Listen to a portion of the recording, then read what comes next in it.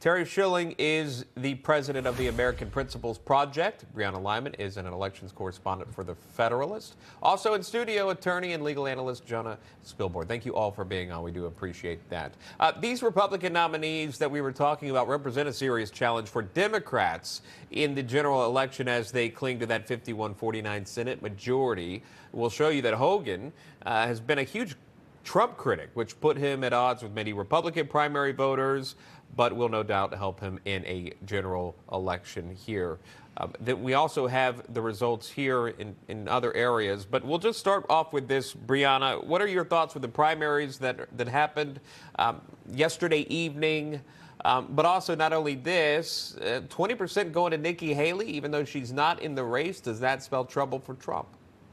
Well, I think going off the primaries, first of all, we have to remember that we have to assume Republicans will keep the current seats they have, which means they only really need to flip 1 to 2 seats, depending on who wins in November, to get control of the Senate. Now, we know West Virginia is likely to go for a Republican, whereas a state like Maryland, for instance, is a swing state. That being said, Democrats are playing defense in 8 of the 10 key swing Senate states, and Maryland is not on their list, right? We're talking places like Pennsylvania, Arizona, Nevada, Montana, Ohio. And so I think Larry Hogan has an opportunity here. If Democrats are not pouring enough money into Maryland because they're focusing on those other key races, he has an opportunity to win over voters who he won over when he ran for governor. That being said, there are Democrats who say they like Larry Hogan. He was a great legislator, but because it is a presidential year, they will vote down ballot. So that could be of concern for Larry. Yeah, and again, Terry, you think about West Virginia here, Joe Manchin retiring, so perhaps that will ultimately go red. But talk to us also about those swing state polls. Is there something you're watching for when it comes to the general about what could actually be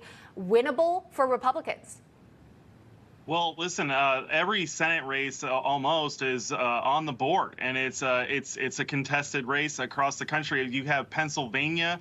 Dave McCormick's a fantastic candidate there. You got Eric Hovde in Wisconsin. I think that Republicans will probably pick up at least 3 to 4 seats. I've seen projections to where we could actually get up to 57 seats in the Senate. I think that's a bit of a stretch. Things would have to go very right, but I think things are going very wrong in the country under Joe Biden's leadership, and that's ultimately what these elections are about in presidential years, is they are a referendum on the incumbent president's record on the economy, on crime. You look at these things, and then on top of that, you look at the insanity of what's going on in our kids' schools and what we're doing to what the Biden administration is doing to our daughters' sports and the crazy agenda that they're pushing. I think there is a possibility of a very perfect storm here.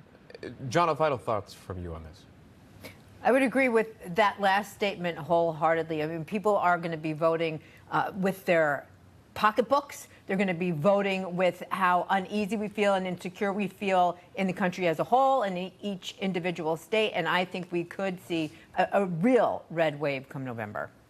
By then, we will potentially have 2 debates under the candidates' belts between Donald Trump and Joe Biden.